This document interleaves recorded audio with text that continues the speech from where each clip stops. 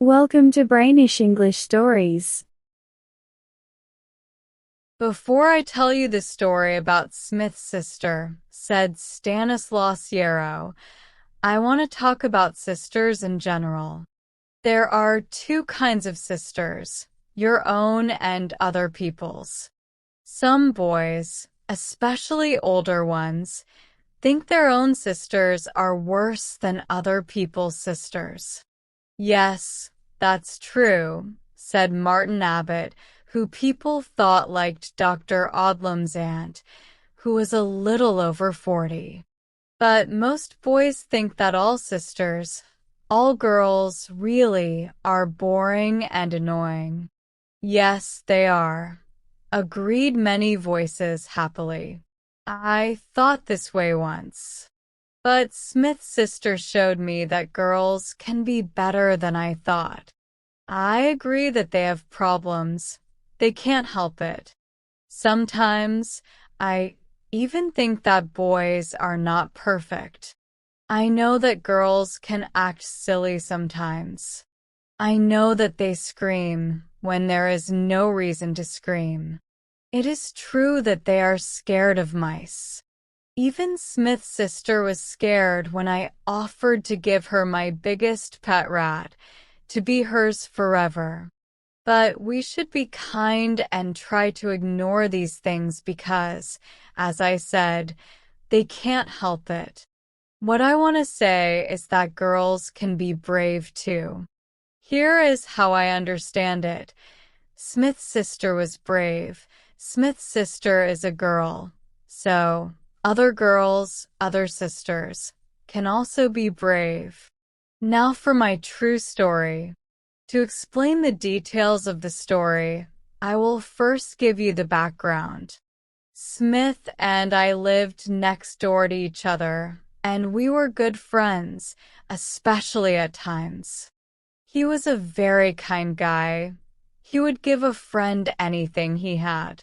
When he got sick last summer, I sneaked into his room through the veranda to see him, and he gave me scarlet fever. He was so kind that he never wanted to keep anything to himself. The fever stayed with both of us for a long time and made us much weaker. Seeing that we both needed a long rest, Smith's father and my father decided to send us to North Wales for the rest of the summer and autumn. They quickly made the plan. They didn't exactly send us, because they came with us. In fact, a lot of us traveled together from Paddington, Smith, me, Smith's father and mother, my father and mother, a lot of boxes and bags, and Smith's sister. I mention her last because at that time, she was the last person I thought about. We had a lovely journey to a small, quiet, and faraway station. The name of the station had many letters, and it was hard to say. From the station, we had a long drive to the remote farmhouse where our fathers had rented rooms for us. In this wonderful old farmhouse, Smith and I soon felt at home. It was in a beautiful valley. Big hills rose all around it. On the tops of some of the mountains, there was snow almost all year round. There were many small valleys, brooks, streams, and waterfalls. After 2 weeks, our fathers had to go back to London, leaving behind our mothers, us, and Smith's sister. Oh, what a time we had then. Smith accidentally shot me in the leg with the farmer's gun. Smith almost drowned in 2 different streams and was once carried over a waterfall and hit the stones. Each time, he was turning blue in the face when he was pulled out. I fell down a steep cliff in the mountains and was saved with great difficulty. One time, A nearby farmer caught us on his land and hit us with a stick until he was too tired to hold it. Smith got bitten by a dog that people thought was mad, and a horse kicked me in the stomach. Everything was fun and exciting. When will we have such times again? We even asked if we could catch scarlet fever a second time. No, Smith's sister screamed at our accidents. She was afraid to join us in any of our adventures. She was as old as I was, and only a year younger than Smith, but as scared as a chicken, or so we thought because she seemed that way. At first, we tried to encourage her, to get her to join us, but it was no use. We just had to leave her alone. She isn't brave enough to come with us, Smith used to say when we set off on our adventures. Let her stay at home and play with the chickens. You must understand that we didn't dislike her. We just looked down on her. I think looking down on someone is worse than disliking them. At least, it is harder to take. Week after week passed, and soon it was the end of September. In a few days, we were going home again. Now, as high as all the hills were, there was one that was the highest. From the very start, Smith and I were told not to try to climb this big mountain, whose top was sometimes visible and sometimes hidden in the clouds. Being told not to do it, we naturally wanted to do it. We had tried several times, but were always stopped. Once or twice, Mr. Griffiths, the farmer at whose house we were staying, caught us starting to climb and turned us back. Up towards the top of that mountain, he said the last time, is a place so hard to get to, except by one way, that it is called the Eagle's Home. People have died there. The hill is dangerous. The cracks are steep and deep. Leave it alone. There are plenty of other hills to climb that are not so dangerous.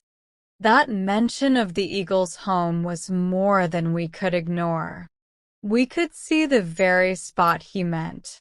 Imagine being up there with the eagles near the sky. Imagine finding birds' nests in the clouds. Yarrow, said Smith firmly, we must do it. Or die trying. I agreed without thinking, quoting from a book I'd read. What we meant was, of course, that before our visit ended, we must climb that hill, at least as high as the Eagle's Home. Our upcoming return to London left us with no time to waste. We had only 4 clear days left. We'll start climbing right after lunch tomorrow, said Smith. All right, I replied. The next day arrived. Lunch was always over soon after 1 at the farmhouse, and by 2 o'clock, after slipping away quietly and secretly, we started our climb up the hillside. For more than an hour, we made slow but easy progress, taking a rest every now and then for a minute or two. We must have climbed a good distance, but neither the mountain top nor the Eagle's Home seemed much closer. On and up we trudged, walking faster and deciding not to rest anymore. We noticed how much colder it was and looked worriedly at the setting sun. We met a shepherd coming down and stopped him to ask some questions. He told us there was an easy way and a hard way to reach the Eagle's Home. The easy way was to follow the path worn up the hill to the left. That would take us above the spot. Then, following the path as it curved to the right, we would find a fairly easy way down to the home of the eagles, unless we lost the path and fell down one of the many steep slopes. What was the hard way? We asked. With a smile, he pointed straight up the mountain. It wasn't far that way, he said. Only that way would take us farther than we wanted to go. We looked up the steep, pathless mountain and knew what he meant. We had to take the safer and longer way. Not that we're afraid of the other way, said Smith. Of course not, I replied. The shepherd tried to stop us from going any further in the failing light. He told us about the dangers we would face. We thanked him, gave him some excuse about going a little further, and turned to go up the path he had shown us. It was not the kind of path we were used to. We kept walking and walking. I don't know how far we went. The farther we went, the quieter we became.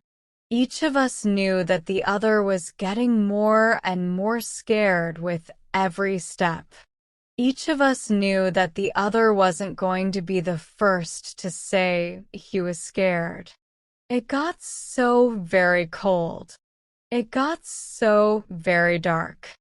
The moon will come up soon, Smith said. Yes, I said. We will be all right then. What's this? It was too dark to see it, but we felt it on our faces. We put our hands on our sleeves and felt it there. Snow. We both gave up then and got scared without hiding it. We turned to go down, to get home. At first, we tried not to believe it, but soon we both knew the truth. We're lost, we cried together. That was just our situation. In the cold, dark night, in the middle of a quickly rising storm and fast-falling snow, we were lost on the wild Welsh mountains. We stumbled around. For a long time, I don't know how long, but it was a long time, we stumbled around. That's the only way I can describe it, because soon we didn't know if we were moving up or down, left or right. We were so cold and confused. It was so cold up there, even though it wasn't October yet, that we had a vague idea that if we didn't keep moving, we would freeze, like many other mountaineers. You must remember that we had nothing to eat, nothing to drink, and only our summer clothes on. Neither of us had a watch, so we could only guess what the time was. Smith's hope that the moon would rise soon didn't come true because everything above was as dark and black as everything below. At last, something terrible happened. Our feet slipped at the same moment, and the next moment we were both falling through the air. My previous slip down a steep cliff was nothing compared to that awful fall in the darkness. Only one thing saved us. Before we hit the ground, we managed to break the fall by grabbing the roots and branches of some low-growing shrubs and bushes which we felt without seeing. We then slipped more slowly from hold to hold until, with a thud, we hit the ground. It felt more like the ground hit us. Smith gave a loud scream of pain. Then everything was silent. Smith fainted. I cried. Smith woke up and cried. Then I stopped crying and fainted. I won't talk about our prayers because praying is something personal. We didn't move anymore. The fall showed us that it was too dangerous. Poor Smith couldn't move. He couldn't even stand up. He tried once and screamed as he fell back down. He had hurt his ankle. Now, imagine the adventure is like a play on a stage and the curtain falls. Now, imagine the curtain rises again. The storm has stopped. The wind isn't howling anymore and the snow isn't falling. We can see parts of the mountain and the deep valley below. We can see where we are. We are at the eagle's home. We reached it, but not the way we planned. We fell from the top, through the air with the snowflakes. Pretty snowflakes. Smith is badly hurt, and I have a lot of bumps and bruises. We have to stay here on this high spot for the rest of the cold night. We have to wait until morning, if we can survive the night. What's that down there, far away? A light. Many lights. They're moving, coming up. They've reached the place where we talked to the shepherd who told us about the two ways. They've stopped. Listen. What's that? A shout, a loud call, like a lot of people calling together. Hooray! We're saved. The farmer sent a rescue party to find and save us. Hooray! Using all my strength, all that's left, I reply to the shout. Smith joins me as best he can. We shout 3 times. We hear a distant cry, telling us they've heard us. For a moment, the lights stay still. Then, they start moving toward us, flashing their lanterns. Mr. Griffiths, who knows the hills well, told them where we were from the direction of our voices. So cheer up, Smith, they're coming.